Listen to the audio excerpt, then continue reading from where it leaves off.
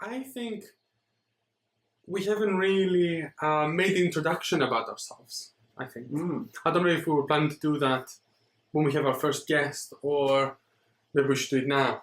About a little bit of us, our background, kind of like where each of us is coming from in a way. You know what I mean? Yeah. That's why I thought it would be a good idea to kind of start maybe with that this time.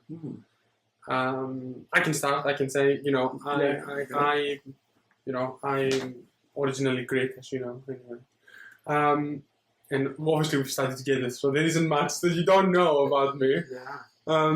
But for anyone who's watching, I've studied biomedical sciences, so I come from a science. My brain is a science brain that likes facts, logic, and data to be convinced about things. So I come from a quite scientific frame of mind, but I've always had a lot of interest in philosophy, history, connections, and conversations of all kinds. So I'm always open to learn new things and change my views. And despite my logical part of my brain wanting to always adhere to science, I'm very open to learning new things and going nowhere. Exactly. See how many times we can get our podcast title into it. So I guess in a way I'm more of a naturally humanities person. Like although on my first day of A levels, which are subjects you take when you're 16, I think 16. So I started the first day and I changed all my subjects. Well, 3 out of 4 subjects from so I had I think maths, physics, and biology, something like that. Yeah. Canned all that on the first day of teaching, and decided to do English literature, religious studies, that was with philosophy, and then history. I think I was already doing history, so I think actually I did economics. So history I was always going to do. So, but yeah, it was. It's one of those decisions you feel like. I guess you do, in a way at the time you sort of feel like it might change the course of your life, and I guess in a way it does. But you sort of don't know whether you're making the right decision. But I guess my dad just said, do what you enjoy and do what you're, I guess, kind of more naturally gifted at. So I decided to go down that route. But yeah, I was always, even though more humanities, I think I still had much the logical sort of brain. So it was always looking for the facts about stuff and being very, so I was always challenging the religious studies teacher. Always that guy, the mini Richard Dawkins. And that has been something which has changed over the years. I still feel that side of me is there, but it's changed through different life experiences and stuff. Has just kept me more open-minded to the opposite side, to the state where I feel I could argue just as well for one side as the other, and not feel disingenuous doing it, because I think in a way they are more harmonious than you might think. Nice, very nice. So yeah, we went to university together, University of Southampton. I did philosophy and history. And at the time I was doing Paralympic sailing, or trying to get into the Paralympics. So I remember I was very impressed with you being able to both juggle going to uni every day, but also not missing any of your sailing practices. Yeah, I think if I was an engineer and we had 9 to 5 lectures, I might struggle. A humanities course, you got much less lectures and you get to read, so I could theoretically have done that from anywhere. Even the engineers weren't going 9 to 5. Not that far. But some of them were starting at night, whereas I don't think they started any of our lectures. Yeah, well, I don't think most people went to all of them anyway. I knew, people that wouldn't even go to any of their lectures, and they were still doing engineering. So yeah. But I still thought it was very impressive and very commendable that you were able to do both your passion, to fulfill both your passion for sailing and also attend university at the same time. Because I remember you had a lot of extensive days of sailing in between. Yeah, I think I went down to Weymouth, which is about 2 hours away from the university, at least every month, maybe more. I remember you going at least at some point every couple of weeks almost. Yeah, Yeah, it's every probably- week almost. Yeah. Probably worked out something like that sometimes, and especially with competitions as well as we training. But yeah, so it's quite full on. It was quite a good experience, and then Paralympic sailing got ditched. So, which over time was hard to take because it was like when you're obsessed with something, which you have to be if you're like really going for something. And at that level, Yeah, when you're at that level, you sort of everyone around you sort of like chasing goals. It's like it's a bit of a cult mindset, really, looking back on it. But yeah, like you're all like very focused on goal, and then suddenly a decision comes, which wasn't particularly expected. Although I guess in hindsight, it was there was some evidence for that I should have expected it. But at the time, I was going to drop out of university. I feel I was going to drop out of university. It was at least 50-50, or maybe more. I was going to drop out of university and go full-time sailing. This was my second or third year of university. I think probably second. And so I'm glad it went out when it did. It's one of those things with university. It's like if it had been wrong times, I would have gone down that route, which I know looking back would have been the wrong route for me. It wasn't. I do not. Yeah, it's like I do not regret it because it actually pushed me when I needed in to the right push. direction. Yeah, because exactly. imagine if you were at the point where you had given up uni and then the Paralympic sailing got cancelled from the Olympics, and then you're left with nothing. So even if it was a month out, like that decision and my decision to drop out, then that would have been not so great. So. Just for someone that wouldn't know why, obviously, the impact that would have on you, obviously, what would it mean?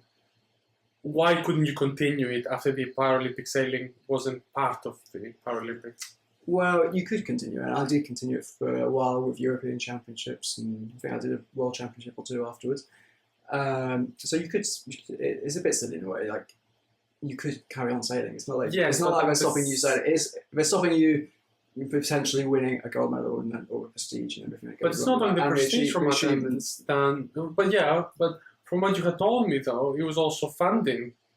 Yeah. So the funding dried up gradually.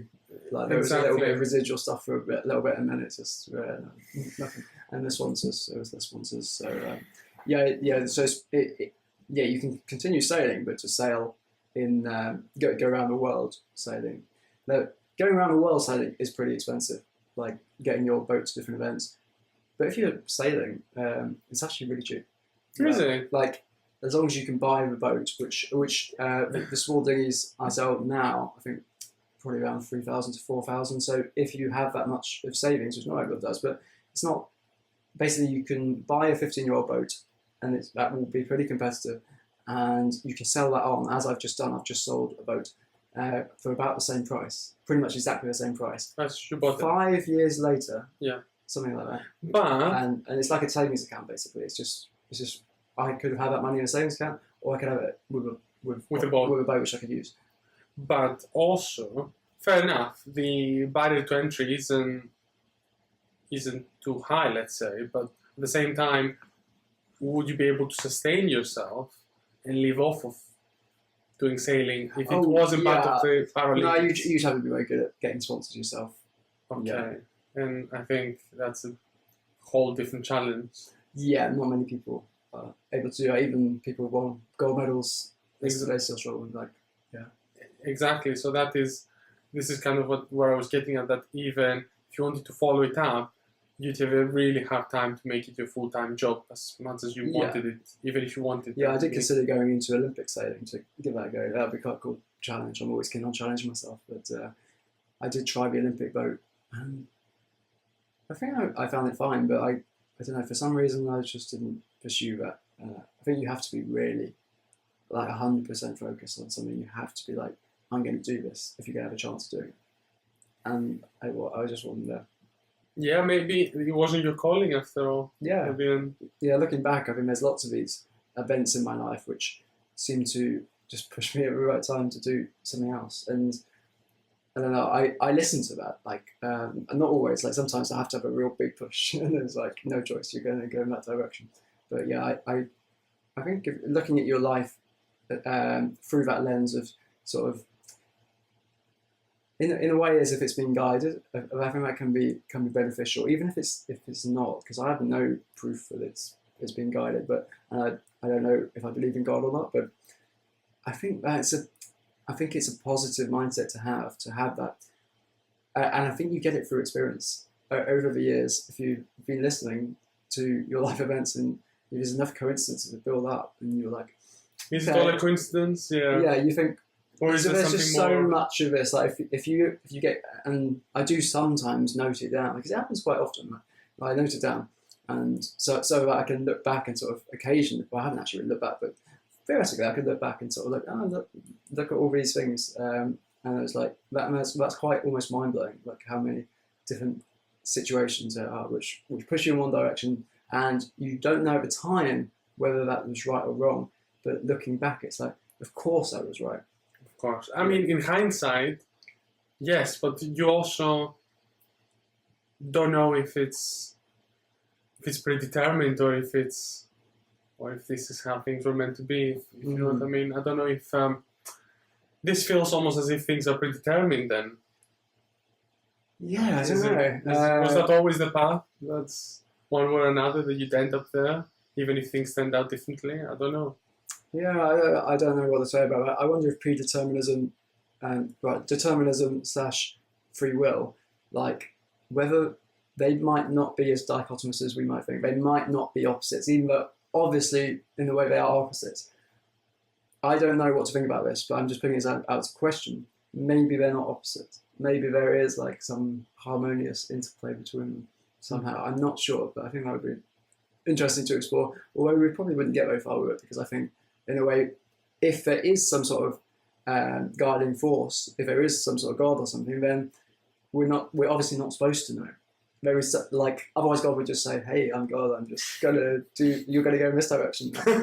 Like, I don't think people would like that. No. So, yeah, I think if there is a God, which there could be, I'm like 50-50, then I think it's obvious that he doesn't want to, or she doesn't want to be obviously directing your life. So, and maybe, like, it's interesting. It's something which is a bit of a mystery of life, I guess, is we're not supposed to know. No, I think, yes, I agree, as you say. We definitely aren't supposed to know, for sure, otherwise we would.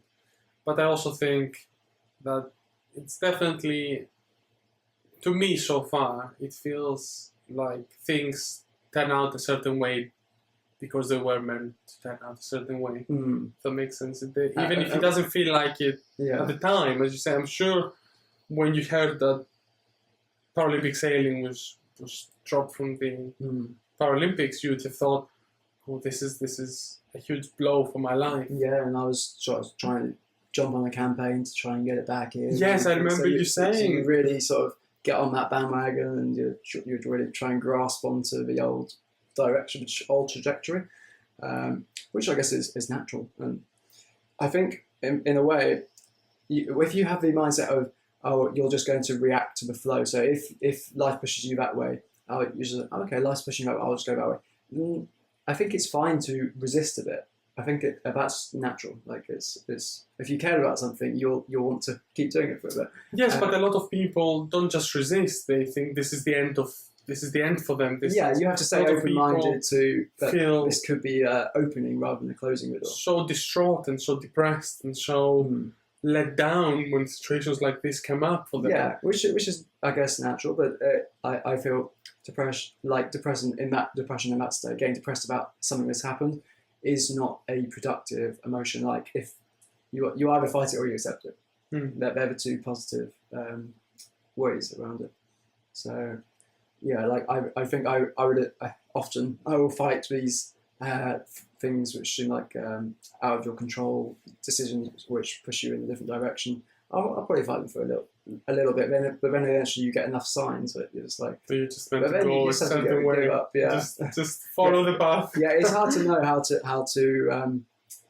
navigate it. It's a bit of an art in a way. Like, do you keep fighting on like even with a business project? I think Richard Branson, I read a book of his like 10 years ago probably, and it's like he had that sort of approach. As how do you know when to keep fighting on a business project, and that perseverance. Perseverance is like an admired skill in entrepreneurship, but also pivoting is also like doing going with the flow. Like I think Instagram's founders, so it's a good example of that. They founded some sort of Apple, I don't know, camera or something, which then they pivoted eventually to Instagram idea. So they did some huge pivot, and It obviously worked out. So, but if they'd been really persevering on one thing, then it wouldn't necessarily got anywhere. At least nowhere near. I think in technology, I think especially when it comes to the tech industry, pivoting is extremely important because the needs of needs are always evolving and always changing. So even if you say if you think about it, back at the time of Steve Jobs, all the companies were doing the same phone with all the buttons at the bottom, and they thought that this is it. They never thought of any other way of doing phones, only with all these little buttons at the bottom of its phone, which no one could press very well. No one found very useful. Well, people found them useful, but didn't find them very user-friendly as such. But no one thought, oh, what about if we actually did something that is software-based and we don't have to change the hardware every single time. Imagine if none of these companies changed their approach to this approach that Apple started doing a lot back then. No, they would all have gone under. Yeah, I guess you have to stay open-minded to doors which open, which not everyone will be able to see. Yeah, for sure. And that door was open at that specific time for Apple to go into. But I guess if they'd done that 10 years earlier, it just wouldn't have worked. Wouldn't have worked, no. Exactly. They did at the right time. 5 years later, it would be far too late. Exactly. Someone else would have done it before them. It's interesting. It's very interesting when you see that scale as well. That sometimes, the path reveals itself, and this is the path that we all follow in a small scale, but also in like larger scales. Yeah. As well, both in a personal level and as a societal level as well. So I think that is quite interesting because we have a lot of new discoveries thanks to that, and new things that come out, and new things that become mainstream, not just come out. Because obviously, to make something work, you need massive adoption these days as well. So it wouldn't work if things don't really work unless they're massively adopted, really. Especially nowadays with companies getting bigger and bigger. For something to truly succeed, it has to really, really succeed. Yeah. Everyone has to buy it. Yeah, I guess once you get to a certain level of virality, then it just builds itself. It's just, but also sometimes it feels like we're missing a lot of new ideas nowadays that aren't being tried because people aren't prepared to invest into something that isn't going to be guaranteed profit in some ways. Yeah, that's certainly there. But also, we're living in a great time as well because you've got social media. So if you've got a smaller company or you've got a little idea, or it might be turned into a big idea, but if you've got something, then you can market it. If you not necessarily, it's going to be easy, but you've got much more of an opportunity than you did say like 10 years ago. Well, definitely, opportunities are definitely much more accessible. So especially with the rise of social media, you can make something in your home and then stream it to thousands and thousands of people, and making it known. So you see it with how companies now target their advertising through social apps in general, instead of doing TV commercials like they used to. Because with one viral video on TikTok, you can get millions and millions and millions of people seeing your product or your service or whatever that is that you're trying to sell. And who would have seen it on TV? Only a fraction of the people that would have seen it on TikTok across the world. Yeah. So I think it's definitely, the opportunities are definitely there, which is interesting.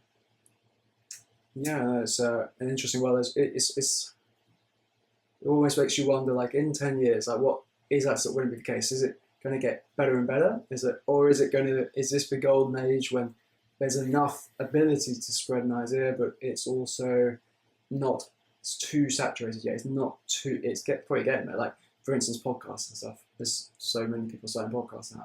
Is the market going to still be there for a growing number of people who are going to pop on doing podcasts in the next 10 years, or is it going to? Are we in the golden age where in 10 years it's just going to be so hard to get any attention unless you're like a huge podcast? I don't think so, because I think people used to say that about streaming back in the day. I watch a lot of streamers. Well, not a lot of streamers. I watch a couple of streamers, let's say. But streaming is something that people say the same about. There were streamers 10 years ago, like, and even earlier, that they used to do streaming. And people said back then that this was the time that if you get now into streaming, this is the time to get in. And if you are late or you don't get in now, you'll never become a successful streamer. But you have streamers that have started recently and they've become huge within a very short period of time, just because they have that entertaining factor and they have that uniqueness about them, and they become really successful and command thousands and thousands of viewers and followers and more. So I think the same will come with podcasts. I think, yes, there's a lot of people that do podcasts, but there's a lot of people that start podcasts, stop podcasts, you know. There's so many people podcasts. People that do different topics. They're trying to cover completely different topics than what we're trying to cover, for example. And I think that doesn't mean that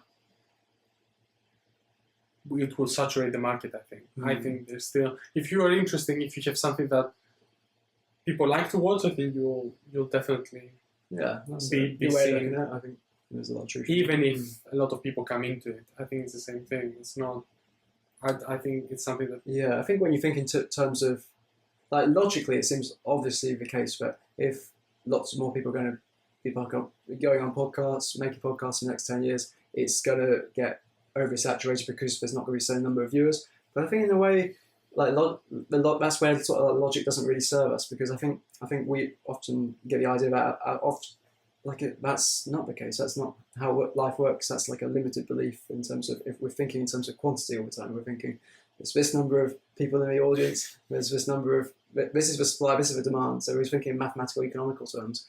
Whereas I think it doesn't really work like that. Like if that was the case, like 5 years ago, it would be the golden age of social media. Even 10 years ago. Yeah, exactly. And then in 3 years, it would be like, oh no, we still got this golden opportunity. And even now we can talk about and even YouTubers. You've experienced YouTube. People used to say 10 years ago it was the golden era of YouTube, and you know, you've managed to, you know, quite successfully start your channel yourself. And I think you just, that's just an example of a limiting beliefs which just gets in the way of stuff. So like, if you're meant to start something, if that's really your passion, or you just want to do it, or it's the right thing to do with your life, and then you'll start it, and it will do well if it's meant to be. And I definitely think that if you genuinely enjoy what you're doing, you're loving the process that's why of doing money it. Can't be the pinnacle. Like, it has to be. Money is, like, it's not going to be one of these guys that's like, money is not important at all. But it can't be the priority. You cannot say, oh yeah, I have no. Everyone, we live in a society of money. Everyone needs some money, so everyone does something to get some kind of compensation for it, which no one is above that unless you're already a billionaire, and even they don't do everything free, you know. It's not like, I'm not here to like demonize money, but it can be unhelpful if it's your top priority. Like, because then you're thinking, like, your top priority is effectively like your God. Like, a lot of people, the religious people, we got God on the top of our way. If you're an atheist, then it's money. It's money, or something else, like technology or food. Or something else, exactly. Something else substitutes that. There's always a God. We're like religious creatures, as Freud said, but I'm not sure he said in that context, but that's certainly true. It's like we always prioritize something, and that the one thing we prioritize will like dominate our thoughts. Like, everything will be directed towards that thing. Yes, but I think, as you said, I think people who put the effort in and enjoy what they're doing, I think that shows into what people are doing. Like, if someone just loves doing the streaming, you can really see that they're doing it because they love it. They don't do it because, oh, I have to come in on Tuesday and stream or something like that. Or the people who make really good content on YouTube, it shows that they're not doing it to get the sponsors, they're not doing it to get like some kind of ulterior goal. Obviously they want to make money, but they still want to make good content, and the good content comes through. Yeah. If you want to make good content, then it will be good content. Yeah. Yeah. So you might be able to hack the system for a while and try and just really focus on just getting more views, more money.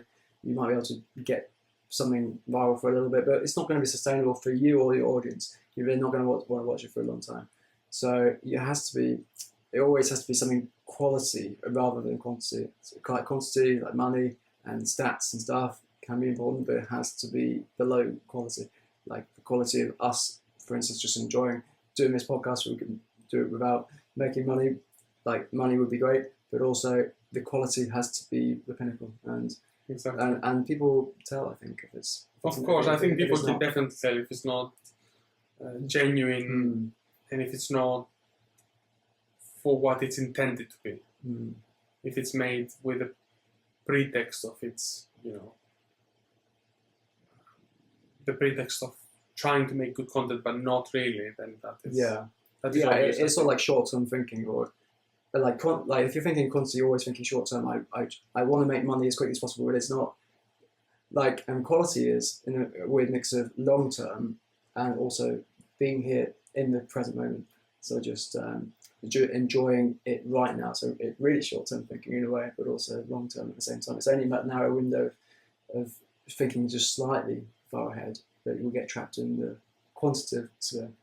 I agree, and this was also part of the reason why I wanted us to do this podcast, because I think we are at the point where we really like our conversations, and we very often discuss about new and relevant things, and I think many people would also like to hear or participate in a way into listening to this sort of conversations, and that's why I think that's a good thing, that it's good to share with other people one way or another. Yeah, no, and so we got like the interesting mix of new things, but also squaring them against things which last a long time in terms of certain principles or philosophy or whatever history you want to repeats say. itself. History as well. History repeats. So all of those things are framed in some sort of the bigger thing. So the smaller examples now are in some sort of big, they're just repetitions, or they got analogies to things which happened in the past, which are interesting to talk about. I think we've drifted again from... That's the point of the podcast. We're going nowhere. So we're going nowhere. We're still in the right place. We're still in the right place. Sometimes I have to refocus on where we were. Because we started with our introduction of each other, which was good. And we started earlier discussing about the conversation of Jordan Peterson and Richard Dawkins. Alex O'Connor being the moderator. Yes. Did you end up watching that? I've only watched the clip you sent, the 5-minute clip, so I'm not in the perfect position to comment on it. But maybe we will discuss further about it after you fully watched it as well. Yeah, we can do that. If there's something you want to talk about on the 5-minute clip, I can comment on that, but I can't comment on anything else. The 5-minute clip was only a very small clickbait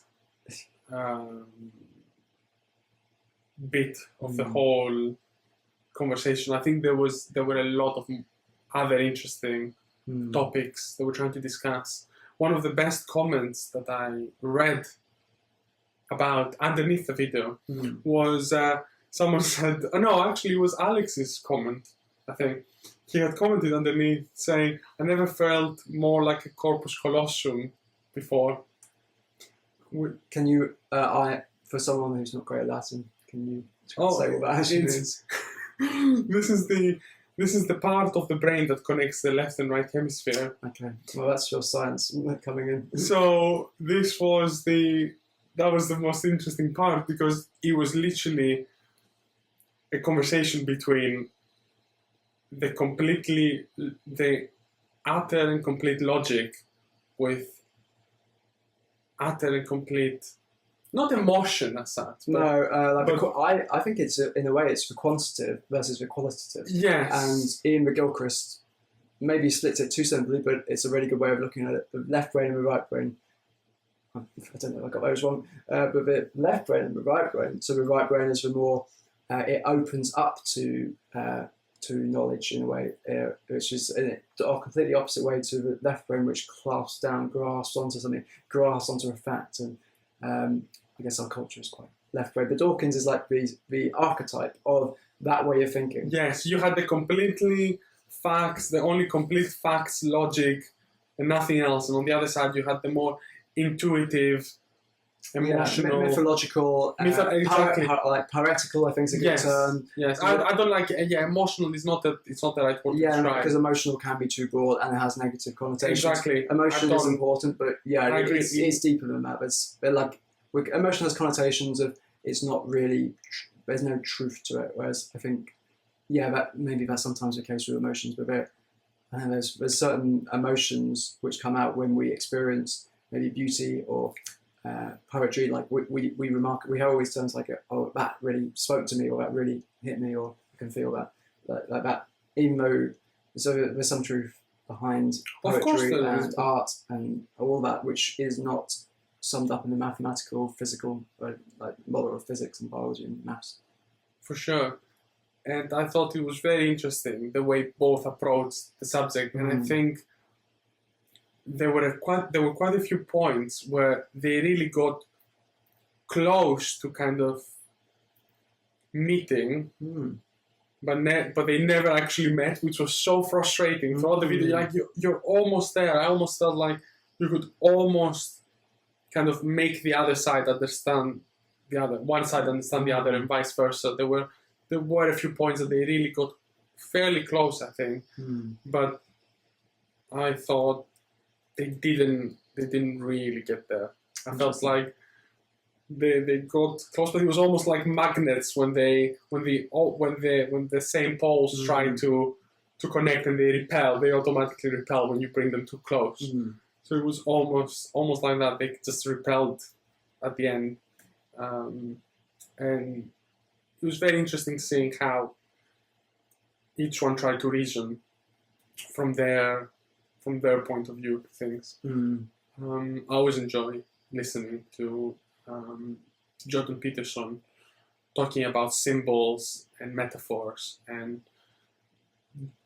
as you said, almost the topic that you are much more of an expert than me at, which is the symbols that transcend time and cultures and generations. And like sometimes you'll get the symbols which are the same, but sometimes you'll just get the symbols which have similar meanings in different places. And then it makes you think, why does the symbol come up, or and something analogous to the symbol come up in many different places? And like if you get caught in the symbolism too much, that's like not really that interesting. But if you look beyond that and look at what's the philosophy behind that, why is that coming up again and again? So, and I think you have to come on, whether you're religious or scientific, you have to come down on one or two conclusions. Is either they are psychologically significant, so in a way they talk to so the symbols talk to philosophical truths which guide our lives in ways which help us survive. So basically the evolutionary model. So, or you say they're spiritually significant. This was exactly the disagreement. Richard Dawkins came from the point that yes, the symbols are there, but they are effectively a byproduct of our evolutionary mechanisms that are at play there. That's kind of how I interpret it. Yeah. And Jordan was coming from the fact that there is a divine element to these symbols that are so profound, that were discovered by people so long ago, and they're still valid by people that would have had not even a fraction of the understanding that we have about those symbols. If you know what I mean? Yeah. I don't know if there is that much of.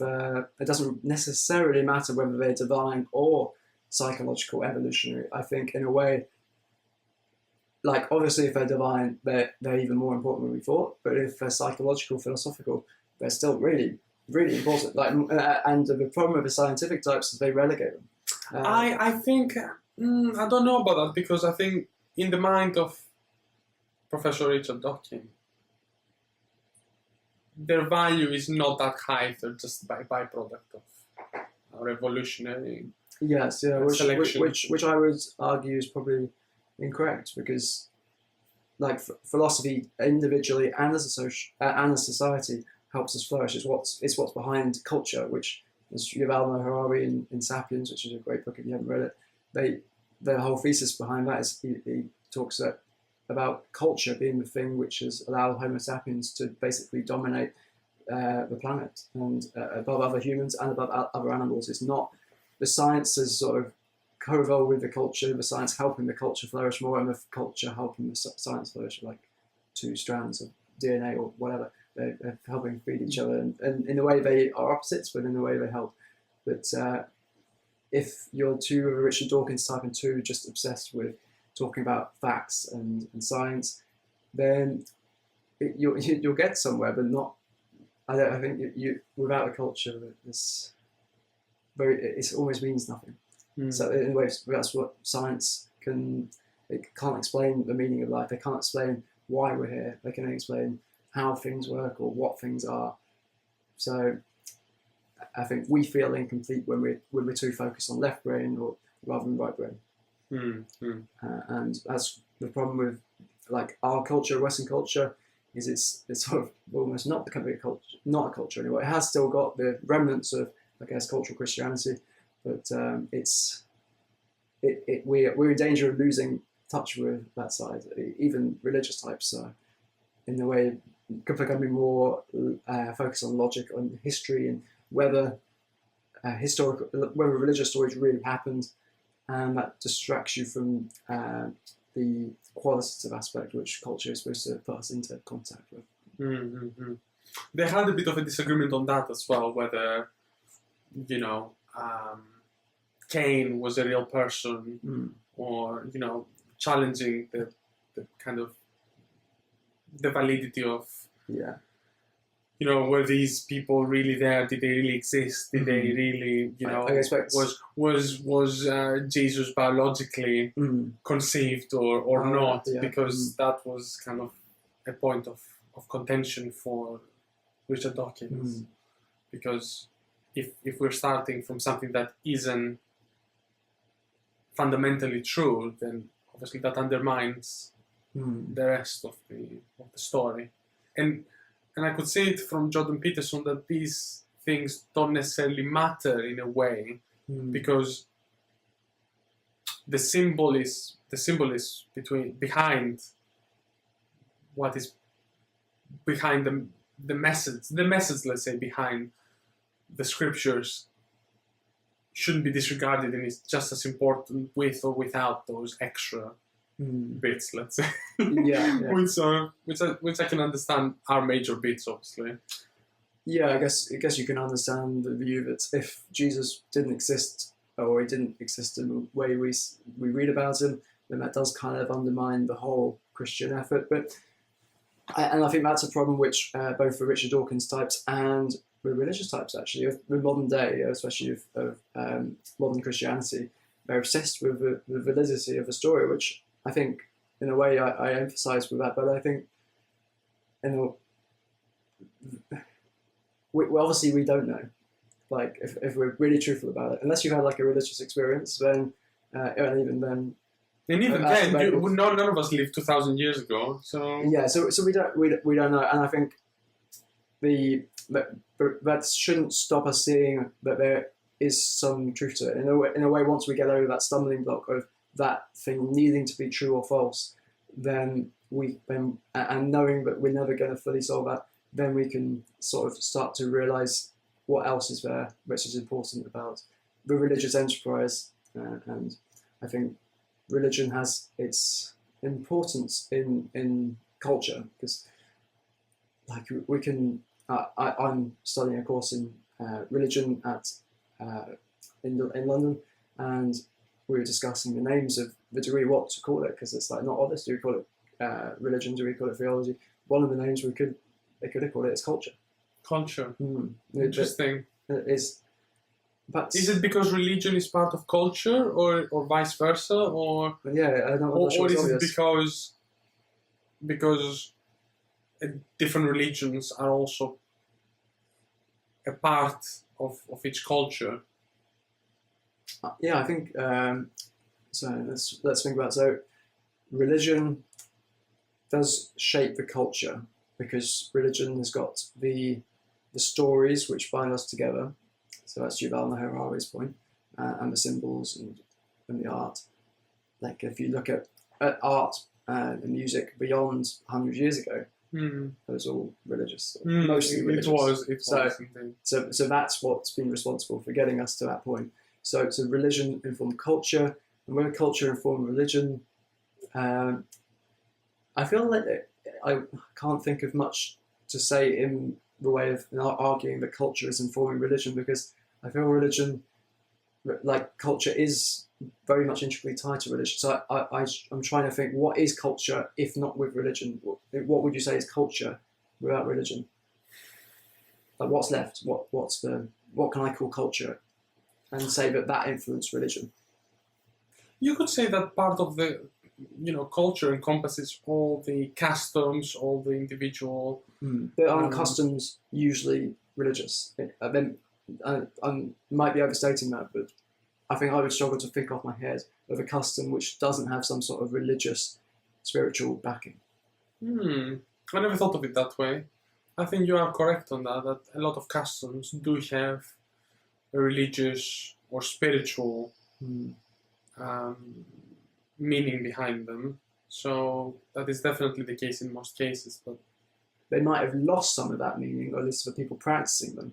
But I think those things do often originate out of some sort of religious or mythological, spiritual background. It's very interesting because obviously in Greece, the dominant faith is the Christian Orthodox Church. And it's very interesting that you'll see, if you go to different parts of Greece, they celebrate the Mother of Jesus, Mary, Mother of Jesus, obviously, in a lot of different ways, with a lot of different customs, which are so varied and so different from one part of Greece to another. And most of these customs are very old, and many of them predate Christianity, but they were integrated into Christianity when Christianity became the dominant faith of Greece. So I think that's a very interesting phenomenon, especially in Greece. I don't think this has happened in other cultures. It's certainly Rome. So there's lots of evidence that Christmas was, I think, even Augustine wrote, Christmas would be a perfect date, like 25th of December would be perfect to put Jesus' birth on that date, because they didn't know, like, Augustine, I think, wrote like 300, 400 years after the death of Jesus, so they're sort of thinking, oh, this would be a great day, because this is symbolic, the days get longer, so the rise of the sun is when they stop getting shorter and they start getting longer, so the resurrection. So that was why it was put on there. Or the other argument is it was also near the festival for Saturn, which it was a big joyous event, which now we associate with Christmas culture. Like even if you're not Christian, you still got that feeling of the big joyous event. So I guess in a way we can say that's culture influencing religion, because the religion can change with the culture, the sort of need for festivals, the need for coming together. So it's sort of like the social element. So there's the need for some sort of certain social things informing religion, and then religion also informing how we interact socially and helping us, hopefully, to interact more socially rather than hurt each other, which doesn't always happen. Like, religion is great for binding us together, but also dividing us, I think, in a lot of ways, because a lot of people might not be happy with this. I mean, obviously no one is happy with everything, but we all have to live in a society where we all have some level of, agreement of things. That's why the freedom of religion in the Constitution in the US Constitution is, I think it's second or third amendment, so very important, and it's probably helped the flourishing of the United States to not a small degree. So having that freedom of religion, because in a way that's quite you might think it would go the other way, in terms of historically we thought we need to make sure everyone believes the same thing so that society can function. Because if you haven't got everyone on the same page, there is no one thing which binds everyone. But with freedom of religion, I think that's clearly worked, and I think that sort of binds this. That's something, I guess, cultural maybe. There's something else which binds us is acknowledging that other people have different views and being able to accept. What would you say? But at the same time, on the flip side, wouldn't you say that that has eroded our society in some ways now, with the way that a lot of people don't identify with any religion these days? They don't want to have anything to do with any religion, for that matter, and they don't accept any of the values that are offered by various religions, and therefore they directly or indirectly set themselves on the opposite side of religious people. So wouldn't you say that that is actually, which has come out of, the people having the freedom to not choose religion anymore in our society, and therefore creating much more division in some ways? Well, it was freedom to choose whichever religion you want, or no religion, and therefore, I think it's important to be open-minded and accepting, open-hearted. I think that's what the religious enterprise really gives us, is that ability to stay open-hearted and open-minded, and that gives us that qualitative right-brain connection with other people, which allows us to live harmoniously with them. Whereas if we think in terms of this is the right religion, this is the exact way to practice it, then that's a very left brain way of viewing it. These are the facts, even if they're not scientific. These are the way of doing it, and that's what divides people. Because as soon as someone says, "Oh, that's why I should do it this way," then it goes wrong. But where I'm coming from is that the fact that since we don't have that now, we have a lot of variation in morality of people. We talked yesterday. Oh yeah, well, freedom of religion and freedom of morality is they probably are. And I think now people, I think that was the biggest benefit, I would say, that religion gave us, that we were all on the same moral page until very recently, and we're not all on the same moral page these days. There was one God which guaranteed that these ethical laws were the right ones, and everyone should follow these. Which, so I think Yuval Noah Harari probably made that point. Like, so that's the revolution of Judaism and monotheism. That if you were a Jew, you could know that you could go somewhere else, completely the other side of the Jewish, wherever the Jewish landmass was, and they could be completely different, but you could know that how they behave, and so you could cooperate with them, and then they could build things. And when one tribe of Jews got pushed out, then they would be able to go somewhere else and resettle and incorporate, and they were able to take their religion with them, which is something which they couldn't do before the monotheistic faith so much. So and there's the idea of Moses and he getting the Ten Commandments. Ten Commandments is like a symbol of God being the arbiter or the lawmaker of certain principles. So the invisible symbol of principles, rather than before the gods were more like Greek gods or Mesopotamian gods or Egyptian gods, where they were characters. Archetypes, more like psychological archetypes, more like Jungian archetypes, superheroes even. Well, I think there were almost incarnations of different emotions in some ways. Yeah. Because you have, or archetypes of different behaviors in some way. Because, and like the pros and cons of certain behaviors. So like, in a way, one behavior will give you certain advantages, but it also comes with a set of disadvantages as well. And so all the gods, most of them tended not to be good or bad. They tended to be, depends on what mood they were in that day. Exactly. Would you say that nowadays, with the different moralities that have emerged, not different moralities necessarily, but like the different points of views that come from the lack of religion, is that leading us down a more destructive path for society, or? I would think yes, because society is those principles to some degree. You might argue that some of these principles are outdated, but in a way society is a set of principles, and if you don't have something beyond society to enforce them, if it's just like a social contract and it's like, I'm only not killing you for your money because I know that I'm going to get arrested for that. so I thought that's not really a morality. That's, well, in a way it is morality, and some people sort of rephrase that as that's morality. It's a moral system that we've created, but I don't know what the word is. Maybe we can call it ethics or something else, like something which I think we like to think of morality as actually having some reality behind it. Some, even though we can't see it and we can't test it scientifically, having some truth behind it. That's why we wanted God as like I think the best we call it, divine command theory. So whatever God commands is what's correct. But then that's not ideal either, because we almost want to think that certain moral principles are right regardless of whether God says that's right or wrong. And that's a big change, I guess, in the New Testament, or and probably the Old Testament as well. So rather than, I think they call Noah's covenant. So after God floods the earth, he promises not to do it again. So in a way, he was that's a big change. That's God going from saying, I can do whatever I want and I can wipe humanity out whenever I want. Now he becomes subject to his own laws. So in a way, the good is beyond God, and God is, rather than God being deciding what is good or bad.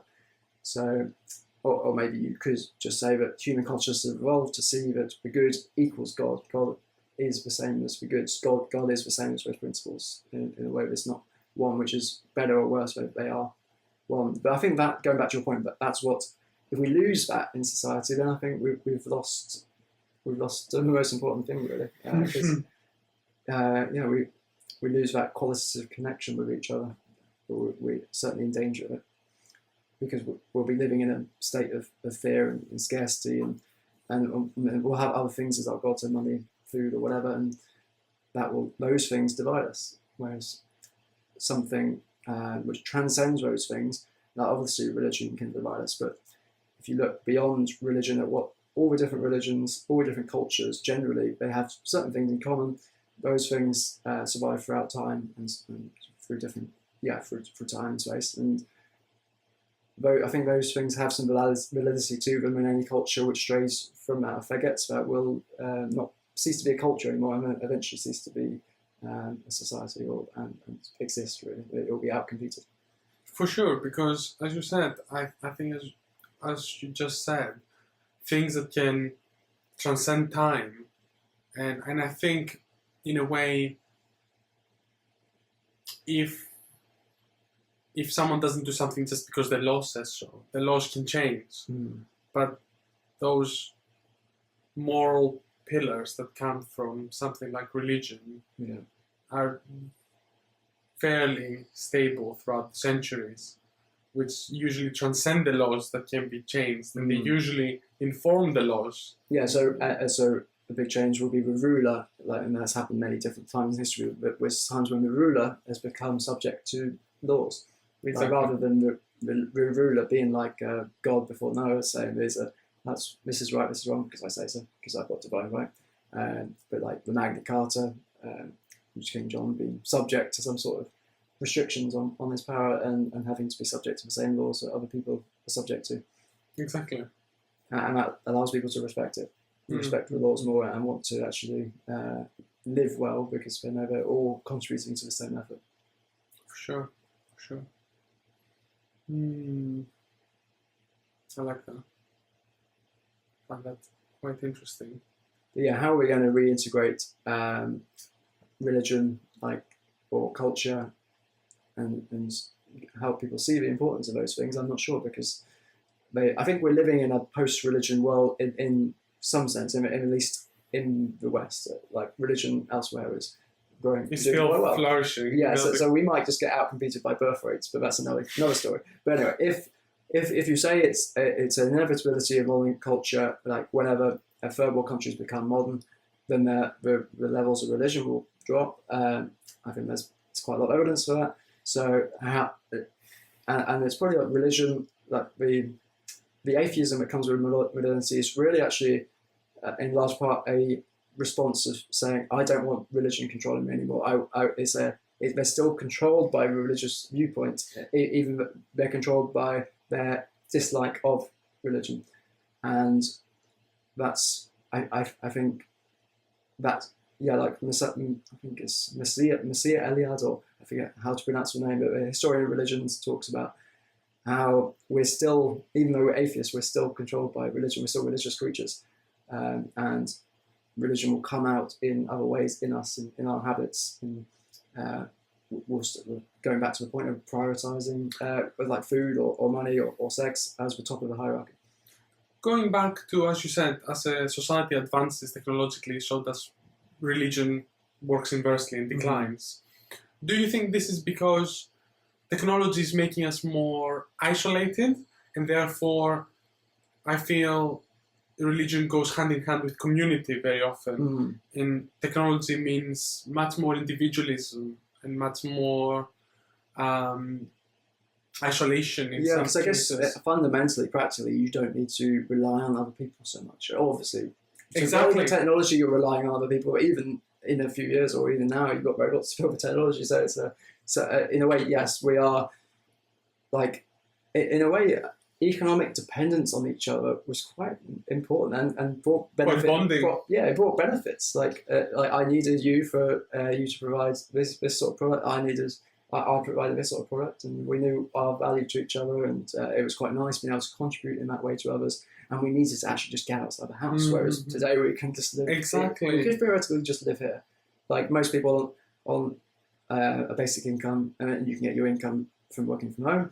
You can just stay in your box. Precisely. And just live box life. This and is why get everything ordered to you. This is why I said maybe this is the root cause of religion declining isn't so much that people become much more, I don't know, informed as technology advances, but more isolated, I think. And that is the issue, that the more isolated you become and the more you're not part of a community, the more likely you are to not want to be part of any religion either. Because, we're a little bit, we are herd animals in a way. We like to be part of a group, of a social group if possible. But if you've never been part of a social group, then you wouldn't want to be part of that social group, the religious group in that case.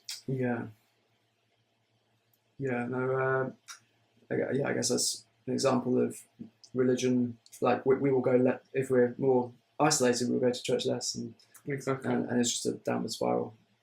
But I think that then church has the role to think how do we do things, and that's not clear at all, because you can be like the Protestants, and some Protestants are trying to adapt their church services to make it more welcoming and more entertaining for other people, whereas some of the Catholics are like, no, we're going to stick to this way of doing things. This is very traditional. This has the nice traditional aspect. There's something otherworldly about it, and I'm not sure. I don't think both are wrong. I think both have got validity to their views. So I'm not sure how churches attract people back, but I feel it has probably something to do with prioritizing community, rather than you have to believe exactly this, and then we'll let you in. I think it has to be less about our use to the religion, more about looking at how does religion actually help us. Because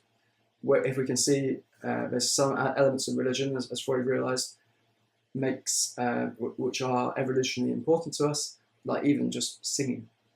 I was going to say that in as you said, singing. Now that brings to mind a thought I had, which I don't know if it's correct or not, or if it's right. But I was thinking, for people, let's say 100 years ago, not even that far, not that far away from where we are today, church on Sunday would have been a very fun activity. Yeah. Like you had nothing else. You had no phones, no TVs. Like most people wouldn't even have a TV in their homes. They would have had nothing. So it was like a fun day out, I would think. Yeah. Going to church on a Sunday and meeting everyone and then catching up, gossiping about the week and the news and the weather, most likely. So I think probably like the outside of the temple or church was almost as religious as the inside, in terms of a different way. But the outside was the place of community, the place of coming together, the quality of connection with people, which religion provided.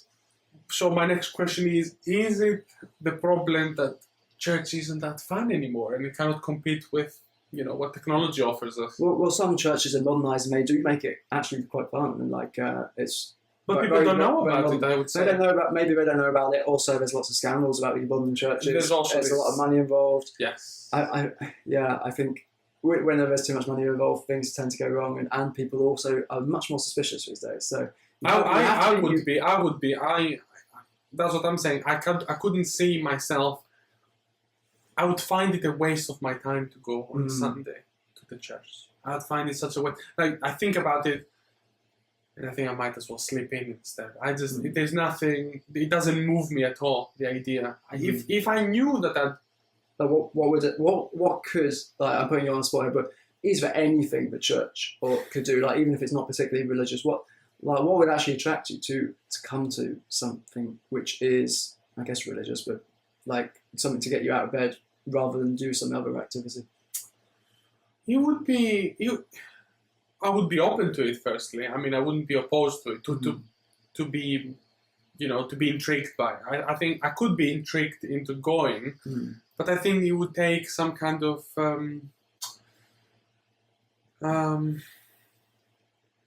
carrot in a stick, in a way that might be in the form of, I don't know, throwing some kind of party, quote unquote. Not party. I'm not a party person, but I'm not saying it as an event. Let's say an event, a Sunday event where everyone is invited. Come and check out what we do, what we offer. On what we're doing, and then maybe I would consider, especially if I was close, especially if it was like the church that's like not far away from my house. Yeah. If I heard that they would have like an event with, like, I don't know, food and activities, I'd be like, yeah, why not? I think, and they send me a leaflet of some kind. Okay. Maybe. Yeah, probably not sending you a leaflet with something which seems unbelievable. No, not something like that. No. Which a lot of religions do, though. They just like Jehovah's Witnesses, not to pick on them. You get the stereotype of some of them who are very pushy and come to the door and not like give that. You a leaflet. No, I meant like just like kind of how you get the takeaway leaflets. If it was something like that, and then said, we're doing this event on that date. If you want to come, just come, and maybe I would. Yeah, I think making it about community and not putting on pressure of you to agree to certain principles or whatever straight away. At least you're free to. I know these days that this is much harder, obviously, because of economic difficulties as well. So, but I think if there was more of that, I think more people might be like, oh yeah, I'm not doing anything that Sunday. Yeah, maybe I will. Community, and I think also music has and beauty, I guess, putting that. Prioritizing that is important, because that's something we're attracted. We're attracted to things which are beautiful. Like, that's why. That's other than money, like, and food, will the thing which we will go off course to go and see is something which is beautiful, and that can include music. And I think church music can be quite beautiful, and a lot of the church music has survived a long time. I went to a funeral the other day, and I don't think he was necessarily Christian, the person who died, but and I asked my dad about it. He's an atheist, and he still appreciates the songs there. So they're parts of our culture, which I guess which are surviving, surviving Christianity itself, even though the songs are still there, but Christianity is declining for many people. But people still see the value in it. There's something there still salvageable. And it's realising what are those things which bring people together rather than divide them. And really, you want somewhere that everyone can feel welcome, some community, which is perhaps a place to come together and experience something beautiful. And I think, and not only that, get to know your neighbours. I don't know anyone here. Yeah, honestly, like, I don't know anyone. If I knew that I'd also get the chance to maybe meet people that are locally, maybe make some connections. I'm not, I was. It's a good way to meet new people. Yeah, like, we have no ways. For young people, for a lot of churches, there won't be very many young people, especially it's not in cities. Maybe I'll just be doing other stuff. So, if you're a young person thinking about going to church, so young being like 20, then you'll be, or 30, you want to go along, and then you find that it's all old people, which is not like it's not that ideal, doesn't though. Attract people. Whereas if it was other young people, then that would attract more young people, and they'd stay for a long time until they're old, and then bring you their get children more and other stuff. people. Whereas Exactly. now we're getting a problem with the just loads of old people in the church, and it's not necessarily guaranteed It's that not a they're good going to thing. get replaced. A lot of things, not just church, are going to face of extinction in some way because they're just dominated by old people. The average age is really old. But again, we go back to the point of, for a young person that's in their 20s, it's Sunday on church is not an attractive possibility, I think. Yeah, because church has got connotations for people. Exactly. It's like boring. Like you say that to your friends, and they'll be like, they'll start giving you such a hard time if you said that to your friends in your 20s, you know? Yeah, so I think that they're probably the mountains that need to be overcome some way if we're going to have any sort of religion left over. I just think I'm only going into this discussion because I think we need much more community than what we have now. I think we're living in such an isolated Where do world. you live? Because I went there for the first time, and you're saying there is more community, I think. In my hometown, back in Greece. Yes. I mean, and do you think that's influenced by religion, or one influences the other, or not? Clearly, I think part of it is still religion because people still follow a lot of the religious holidays, a lot of the religious celebrations. Easter is huge. Everyone will go to church for Easter. And you get to see people there, you get to say hi to people as well. You still get a little bit of that. And I still know that, especially older people, definitely they all go to church. So that's still, and it does them good because the older people that go to church, after they go to church, like my grandma, for example, she'll go to church and then she'll go with her other friends, with her other girlfriends, out for coffee. So that's lovely for someone who is almost 80 years old. What are the 80-year-olds doing here if they don't have religion? Nothing. They're sitting at home in front of the TV. And I think you made a good point there that the thing we don't see is important. Like if you go into church, you think the church bit's important, but actually something afterwards, the conversation is perhaps more important, or at least really important. Yeah. And if the church doesn't have that, obviously, then I think that's a bit big. Well, it's not a selling point; it's the opposite of the selling point. It hasn't got that, which is important. And you're only examining the social aspect. I will even talk to you about the physical aspect. Then she'll have to walk to the church. She'll have to stay there at the church. Then she'll also have to walk out to go to one of the cafes and sit there. Interesting. So even more even giving her a much more active day than what you would have had if she just stayed home. Yeah. And I guess religion can also inspire some sort of sense of purpose and giving to the community as well, which in the week can inspire more, even if you're not that able to do something more which is more physical than you would have otherwise. And more mental maybe. Giving you mental and physical exercise effectively and keeping you much more engaged than what you would have been if you were just sitting home, sad, depressed, lonely and isolated. Yeah. Like it's a no-brainer, I think. I think it's so necessary, especially, I would say, I think especially for older people because they're at risk of isolation. The statistics are grim. Most elderly or after pension age people become completely isolated by everyone. And especially in the Western culture, which is a contrast to Asian cultures where the elderly are revered, looked after, and still... And their advice is, well, at least sometimes respected. And they're kept as part of the community. They're not ostracized or sent to fill up care homes. I think that's... Like where I went in Sardinia, where you get the blue zone, where people live an extremely long time. There's no care homes anywhere now. Exactly. And I think you could even be so bold to make the statement that any society that has care homes will never have that quality and longevity of life. They will never do. Something people wither in care homes. They just wither. Or even, the care homes is not good in itself, but even the things which are leading up to society putting their elderly in care homes, I think there's something behind that which shows the erosion of something important, which I think society lack of morality needs. Maybe lack of morality. I don't know. I think it's... How is it moral? How is it moral that you're being forced to focus only on your own self and your own success, and you're meant to. I think in most cases, young people are made to think that, oh, they had their time, they didn't make the appropriate provisions, therefore it's on them now, and therefore send them off to the care homes. We're not going to care for them. We need to look out for ourselves, our own lives, our own profit. It's an interesting thing because we're like very individualistic, but in a way we're also giving lots to charity and people we don't even know. It's like we want it's like we want, not to say that's bad, but it's like we want to feel like we're contributing, but without any real cost to us. Like money is a cost, but it's not. We don't tend to give away more than we can. But is that just a manifestation of the guilt that people feel? Maybe, like all at the societal level for other things they're not doing? But giving and giving our time actually to other people helps us as much as anyone else. So in a way, we can.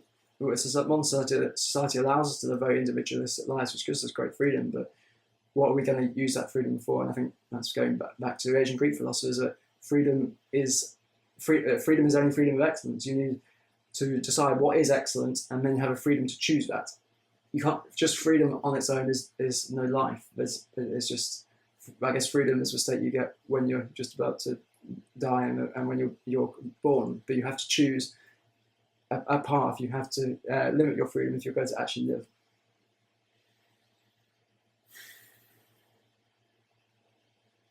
Yeah, I agree. I'm not saying I'm not agreeing. I just think people need to. Freedom is important, but I think it's just as important to. You can be free while also caring for others and also caring for your elderly. I don't know. I mean, maybe. Yeah, I guess some people would argue it limits you. It limits where you can go. You can't just necessarily go if someone's really dependent on you. So in a way they seem dichotomous, but I think we can travel all around the world, but if we don't have real human relationships, which stems from contribution and even longevity of relationships, really, like if you just meet someone traveling for a few weeks and then you never see them again, or you just text them, that's not like you haven't really built something there. Whereas I think what we miss in modern society is the building of community, which is effortless, really, but we often just push away those things. Like community opportunities for community to come into the community will come up to us, and we can either say yes or no, or I haven't got time for that, or I don't want to be bound to that. But if we say yes to more stuff, then we just naturally flow into the community, back into the community as we would have been 100 years ago. I like how our discussion ended up on from morality to community to, to talking about this kind of topic. I think, as you said, community is important, and I think the erosion of community at all levels has been catastrophic for Western culture. Yeah, crime for one thing. Crime for one. As you said, I think it has caused. Crime is only one aspect of it. Yeah, it's multifaceted, and every bad aspect of it influences the other bad aspects of it, and it all makes it worse. It's effectively division at all levels, and division in two different camps. Effectively, everywhere there are two camps now, right and left camp. So it's just, or whatever camp is. Right and left is just one camp, but it's usually camp A and camp B, and you either fall into one of these camps, and then your other fellow human is your enemy. Yeah. In one way or another, which didn't happen, I think.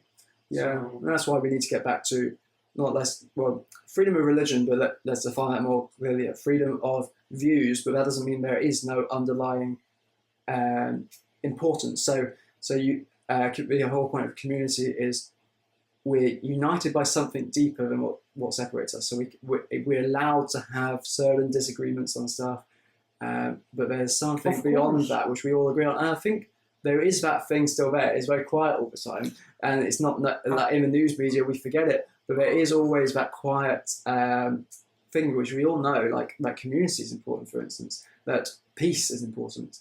We all want peace, community, and there's other principles which we all realise are important, which we just need to draw more attention to those things. Yeah, I agree. Which are very hard to talk about because it's very easy to talk about a news story or this thing that shocked you or this is my view on exactly what happened in this religion. But the sort of softer stuff, the sort of more fluffy, invisible stuff like community, culture, like what's culture? What I think not a lot of people. I think it's because it's not as palatable for people, and it's not as palatable. I'd say it's not as straightforward for people. You know, I think most people are so overwhelmed with things that they just usually will just form an opinion and just go with it. And obviously, people don't like changing their opinions because they think this is bad. Yeah.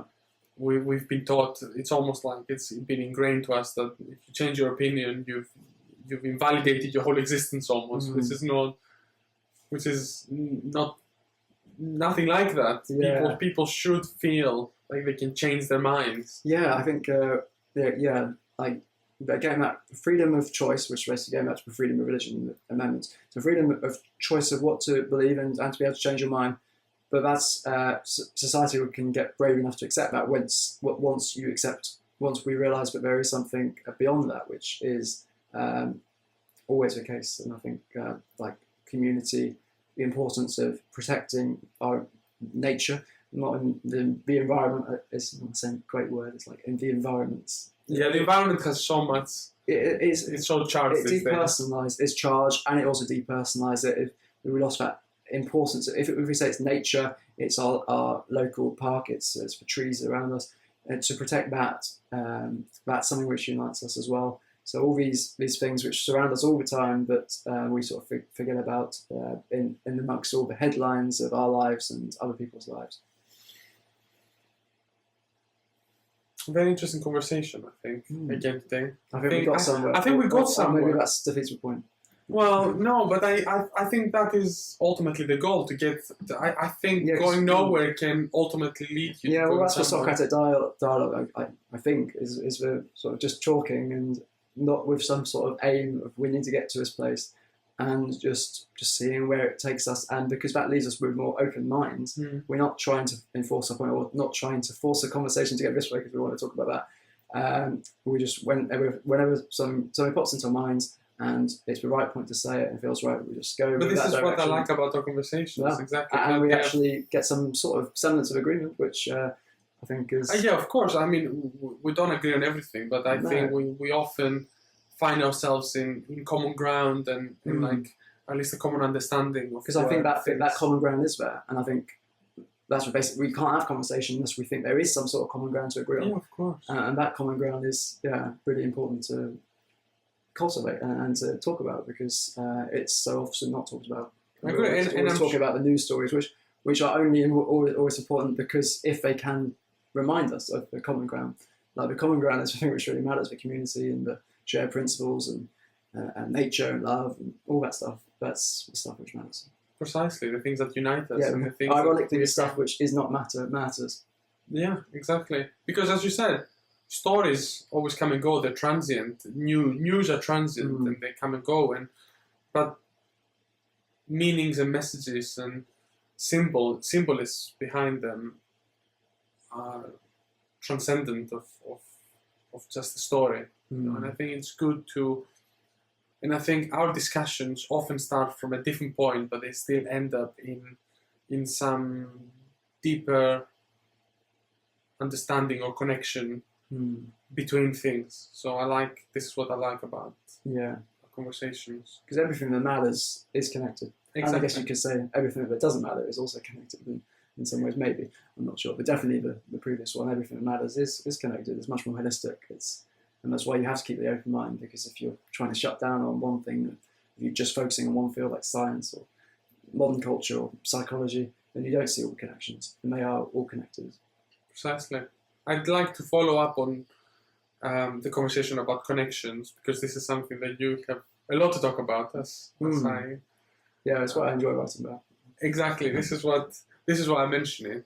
So maybe next time a topic of discussion can also be on connections, and whether these are religious connections or cultural connections. As we said, religion and culture is anyway, but it's all of these or stories. So we can maybe discuss more about that in the next installment of our podcast. Yeah, What do you think? sounds good. Sounds good. Let's continue Let's going go. nowhere. Go nowhere next time. Sounds good. Good.